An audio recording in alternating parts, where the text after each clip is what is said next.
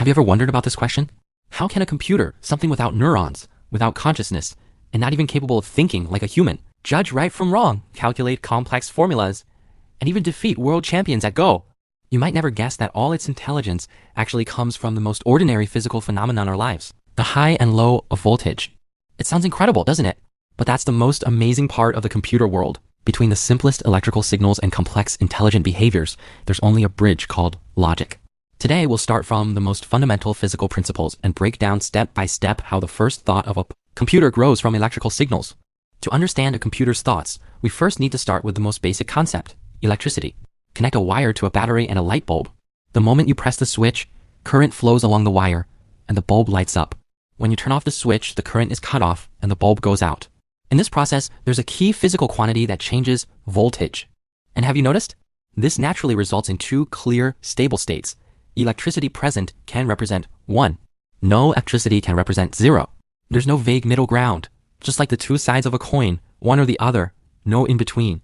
It's this simple characteristic that allowed computers to find their own language, binary. Computers don't need to understand the tones of Chinese or the grammar of English. They only need to transmit and store information through the high and low voltages in circuits. The hello world we write in a computer's eyes is actually a binary code string dozens of bits long. Every single 0 and 1 corresponds to a low or high voltage pulse in the circuit. This is how computers understand the world, simple yet extraordinarily reliable. But here's the catch. Being able to represent just 0 and 1 is far from enough for a computer to think. It's like having letters but no grammar. You can't form sentences.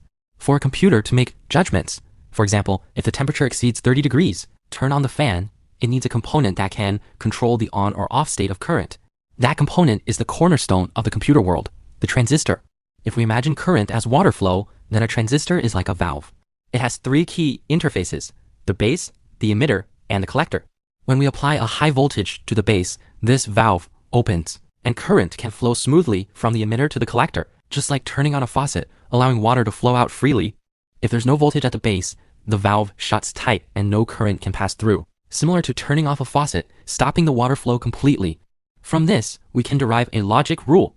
If there is electricity at the base, condition A is true, then electricity flows at the collector. Result B occurs. Does that sound like a logical statement? Exactly, this is the logical foundation of computers.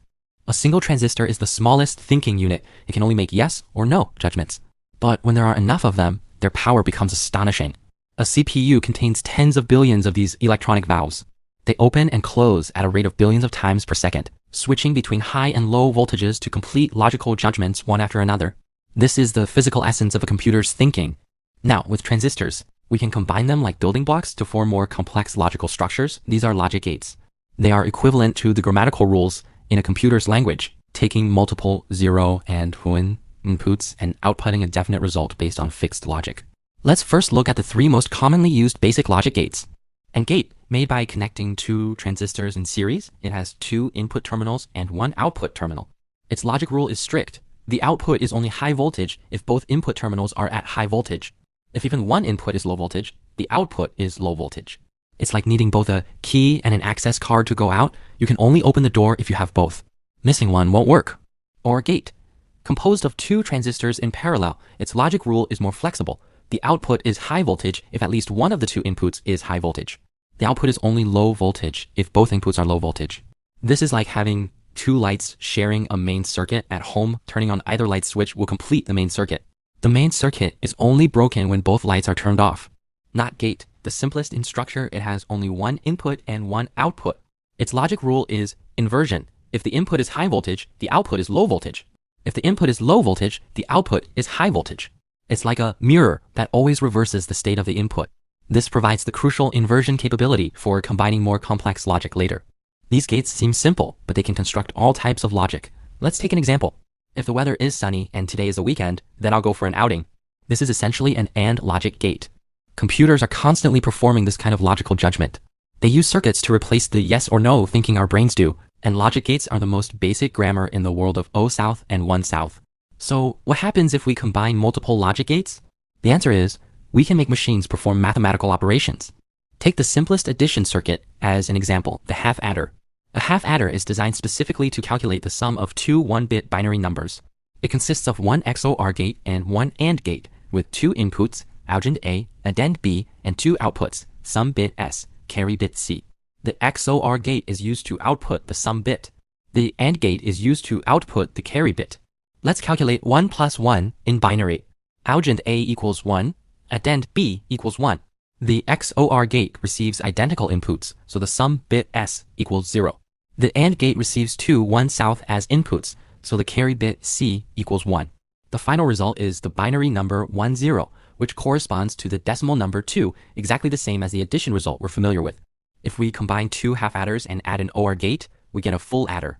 Unlike the half adder, a full adder can not only calculate the sum of two 1-bit binary numbers, but also accept a carry signal from the previous bit, enabling multi-bit binary addition.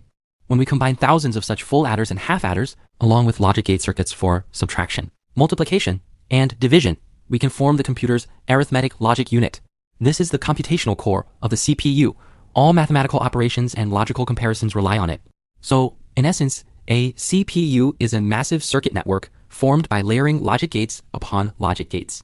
Every time you press the Enter key on your keyboard, thousands of voltage changes flash inside the CPU. They follow the same Boolean logic, turning thinking into the flow of electricity. This is the complete process of a computer thinking, converting human needs into the flow of electrical signals, and then outputting results we can understand in accordance with the rules of logic gates. When we look back, a computer's thinking is nothing more than billions of transistors switching between being powered on and off. But it's this simple combination of 0 and 1 that allows computers to recognize images, translate languages, and generate music. You could say that human neurons transmit information through chemical reactions. A computer's neurons communicate through electrical signals. Both are doing the same thing, using logic to build intelligence. So the next time you press the power button, what you're lighting up isn't just the screen, it's the miracle of logic and electricity. In the next episode, we'll continue exploring this miracle. How do computers use 0 and 1 to translate human symbols like text, images, and sounds into electrical signals they can understand? See you next time!